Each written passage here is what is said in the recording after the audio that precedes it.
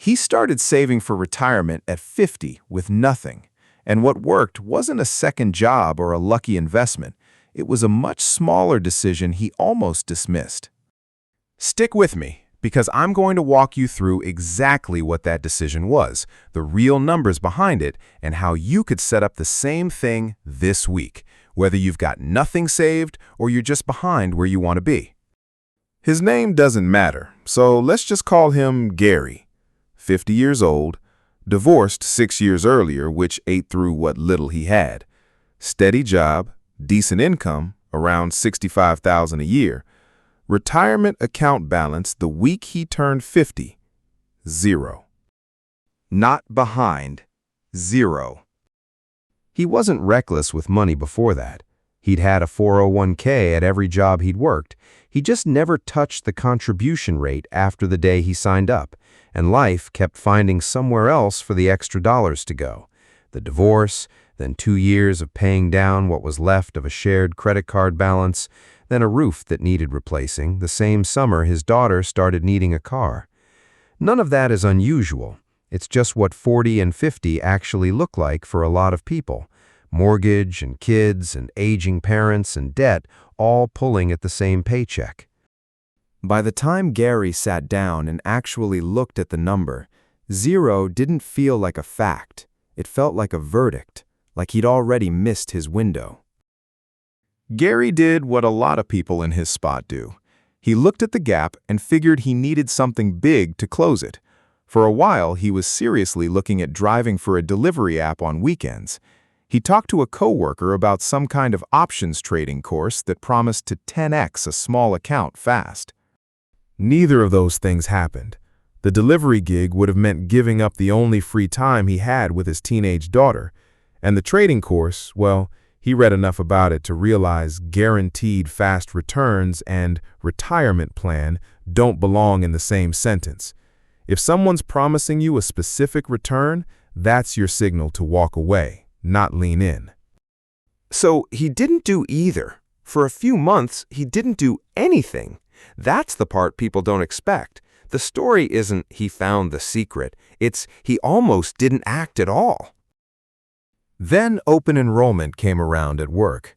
Gary logged into the benefits portal to renew his health insurance, and there was his 401k sitting right there, the one he'd been contributing to at the bare minimum for years, 3%, just enough to stop HR from nagging him.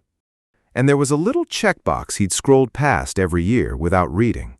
It said something like, automatically increase my contribution by 1% each year. He almost skipped it again. It looked like nothing. A single percentage point, once a year, on a salary that already felt stretched thin. He checked the box anyway.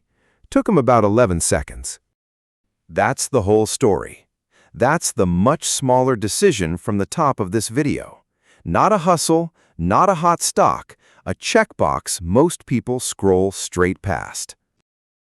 Here's why this matters more than it looks like it should. Vanguard tracks the saving behavior of nearly 5 million retirement plan participants every year, and their most recent data makes something pretty clear. Automation beats willpower. In 2025, 45% of participants increased how much they were saving. Most of that wasn't people logging in and manually bumping their contribution rate. Nearly 3/4 of those increases happened automatically, through a feature exactly like the one Gary checked. Only about 1/4 were people actively deciding, on their own, to save more. Think about what that means. The people saving more aren't necessarily more disciplined. A lot of them just didn't uncheck a box. That's not a knock on willpower, it's just the truth about how habits work under pressure. When money's tight, I'll increase my savings next year is an easy promise to break. A system that increases it for you automatically without asking you to decide again every single time, that's a different thing entirely. It removes the moment where you'd talk yourself out of it. You might be thinking 1% a year sounds too small to matter.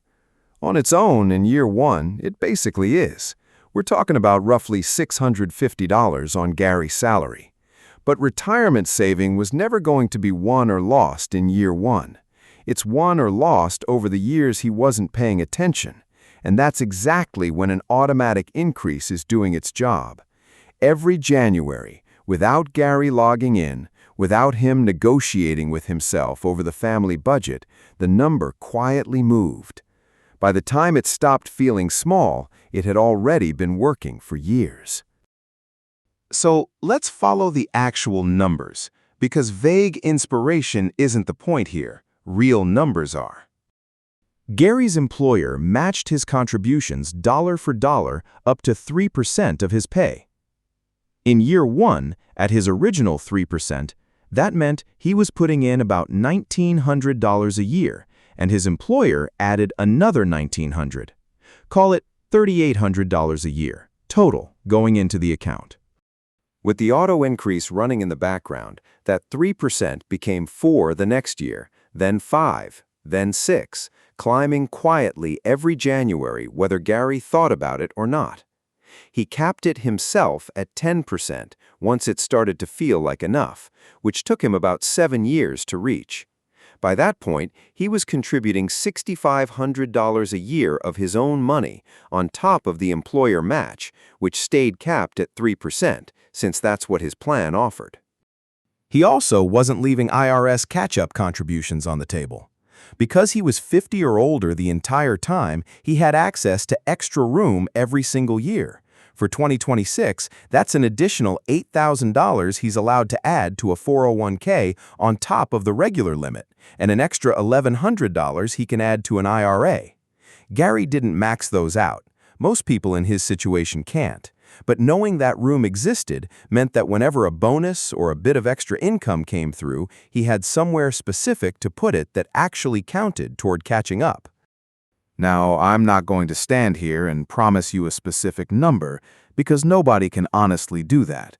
Markets move, and any advisor who guarantees a return is telling you something you shouldn't believe.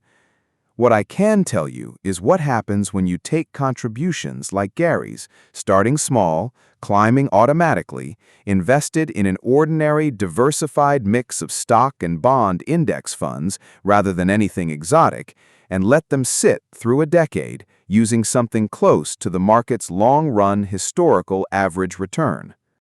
Run those numbers conservatively, and Gary's account 10 years after he checked that box lands somewhere in the neighborhood of $80,000 to $90,000. That's not a fantasy number. It's genuinely in line with what Vanguard's own data shows as typical for someone in their late 50s with a workplace account. The median for that age group sits just above $100,000. Gary isn't some outlier success story. He's close to average for someone who actually kept the account moving instead of leaving it at 3% for another decade. Maybe your number at 50 isn't 0.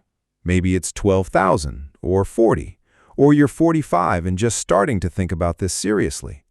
The specific balance isn't really the point of Gary's story. The mechanism is. Go check your own retirement account this week. Not to panic about the total, to check 3 specific things. 1.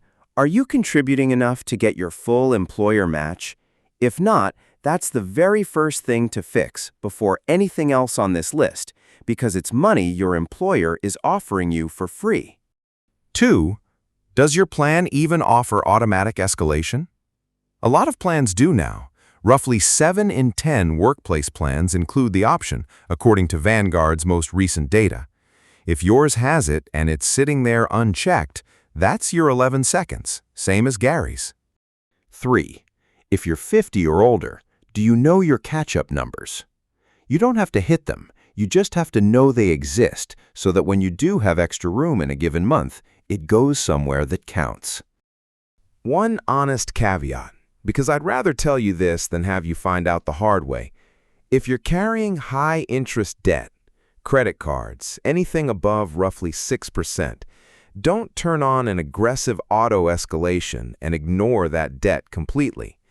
Grab the employer match first, since that's free money no interest rate beats, then let the high-interest debt and the auto increase run side by side, rather than cranking your contribution rate up while a credit card balance grows against you in the background.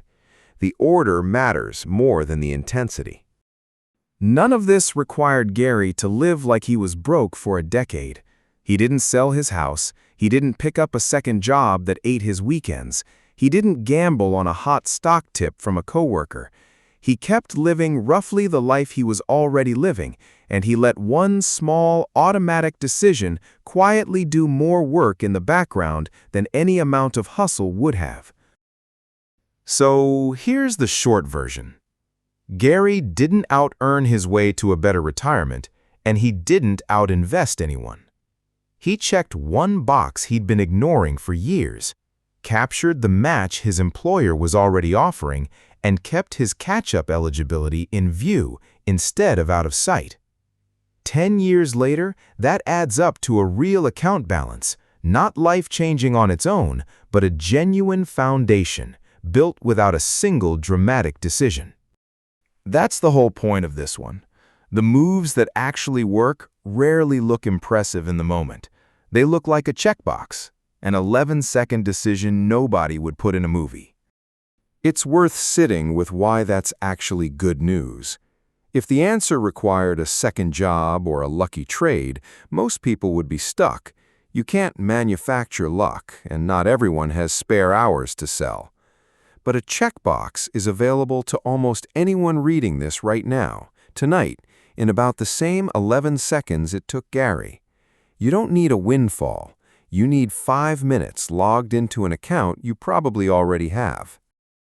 10 years from now, you're going to look back at a handful of decisions that changed everything. This could be one of them, if you act on it. Subscribe so you keep making those decisions with good information behind you instead of guesswork. And if this gave you something to actually go check today, not just think about, hit like. It helps this reach someone else sitting at their own kitchen table tonight. I'll see you in the next one.